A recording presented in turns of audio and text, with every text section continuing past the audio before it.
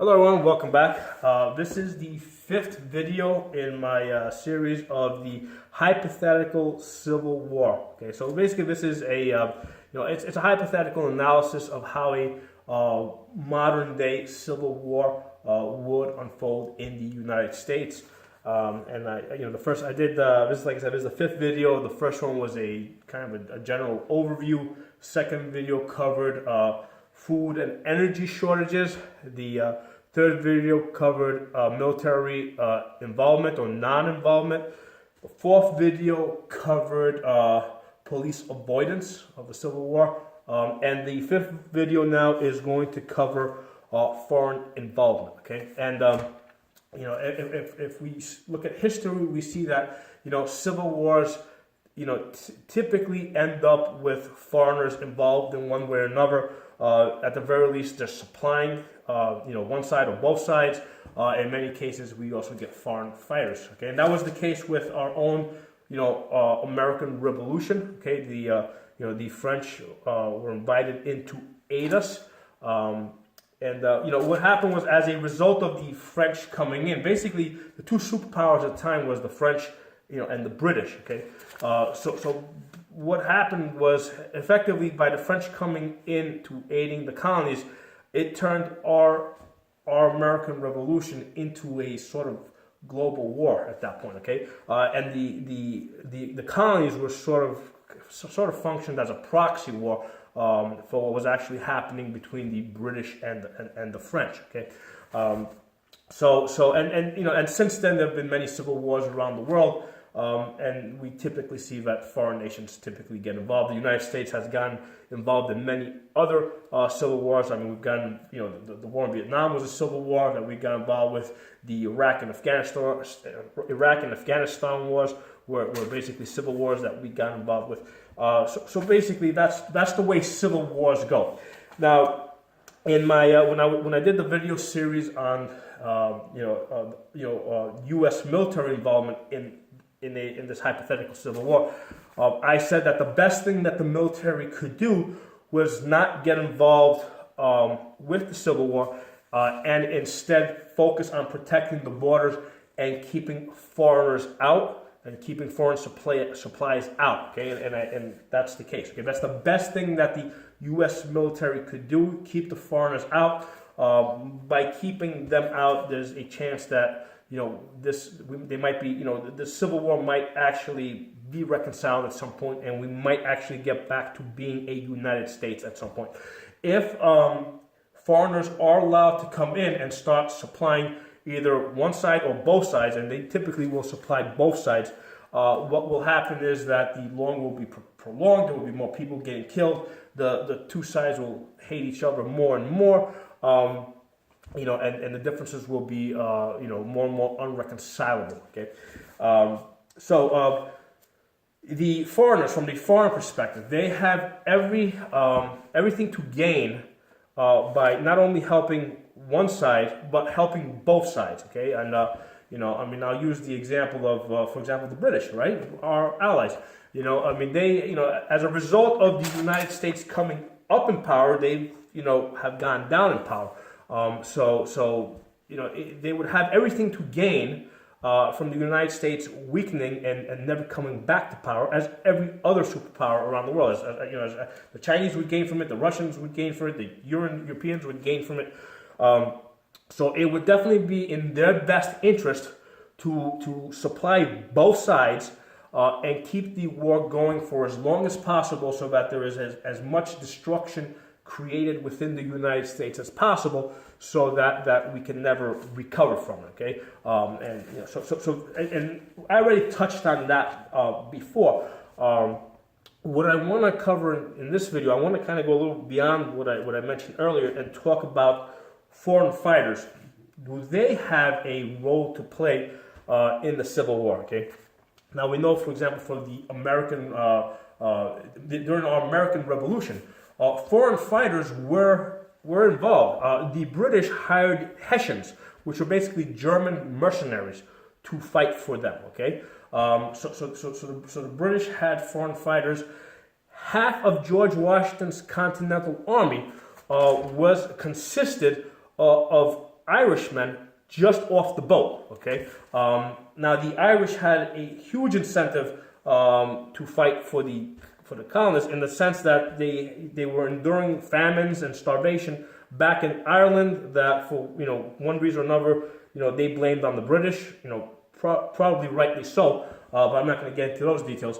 So the Irish hated the British, and they had every incentive to and every reason to want to kill them. So basically, it's estimated that half of George Washington's Continental Army, his regulars, consisted of Irish people that had just come over. Okay, so even in our own American Revolution, there were foreigners involved on both sides. Okay, and beyond that, I mean, we know, for example, the French were also involved. Lafayette, one of our greatest, one of George Washington's greatest, generals, was obviously, French, and he brought over a whole load of guns. So right from the beginning, we see that foreigners are involved. So, aside from that, what role would foreigners play in this Civil War? Okay, in the worst case scenario, okay, they would function as the death squads. Okay, I know that's a little extreme, but here's the thing: in a civil war that is bloody, okay, where you have a situation where people are getting killed on both sides, okay. What do you do with prisoners that you capture? Okay, I mean, we know that during the first Civil War, right, between the North and the South, we know that prisoners in northern prisoners in southern prison camps were basically starved to death. Okay, we know that the same thing happened on the northern side. Southern prisoners of war held in northern prison camps were also starved to death. Okay, and that's actually a worst case scenario, because at least the South can say that their own soldiers were starving, they didn't have the supplies. The Union, right, the North, when they were starving the Southern prisoners, they were just doing it out of spite. Okay, so the issue that they faced is that if you just release these people. If you just release these people, right, the prisoners, basically they're going to go back to their side, and they're just going to continue fighting again. So basically, you got to fight them all over again. Okay, if you keep them prisoners, you now have to house and feed them. Okay, and these prisoners have every incentive. In fact, it's their duty to try and escape or kill their captors. I mean, that's part of the duty of a soldier. If he is captured, it is generally accepted that the duty of a soldier is to kill his captors and escape back to his side so that he can continue fighting. Okay, so on both sides of these factions, they have a situation where at some point they're going to have prisoners, and what do you do with them? What do you do with the prisoners? What do you do with with their families? Okay, because their families are also going to become an issue at some point, because what happens is every time a man gets killed, now his brother wants to kill the person that killed him. Okay, and especially in a civil war type of situation where in many cases the people fighting each other know each other. Okay, so I said that the foreigners would function as death squads. Okay, so the way I see it, you have the factional leaders. Okay, needing to execute a lot of these prisoners. Okay. Because basically they can't let them loose to come back and fight them the next day, and they can't afford to feed them because there's massive food shortages going on. Now, if they order their own men to execute those people, okay, that typically results in very low morale, okay, on either side, because a lot of them are going to say, listen, we're fighting for freedom. We're not here to execute these people, okay. The advantage of using foreigners to do your executions for you is the foreigners are not attached to the people that they're killing in any way. They don't speak the language. Okay, so for example, if a foreigner, okay, who speaks some other language, when they're about to execute these prisoners, if that man is screaming out, gibberish, it doesn't emotionally affect the executioner. If, on the other hand, the executioner and the prisoners are speaking the same language, the execution now hears the person say, hey, listen, I got kids, I got a wife, I got a 3-month baby, that is going to affect the executioners. Now, even if it doesn't immediately stop the action, right, it's still going to have a long-term impact on the army. Okay, so that's why factional leaders on either side would prefer to have foreigners do the executing for them. Okay, for them. So there's an expensive way and there's a cheap way to do this. Okay, the expensive way is you hire foreigners to do your executions from from across the sea, right? From Europe or from Asia. Okay, that's the expensive way. The cheap way is that you have a whole bunch of people coming over the southern border, okay, that don't speak the language. Okay, and basically you have ready waiting death squads. Okay, all these people that have been coming into the country illegally. Okay,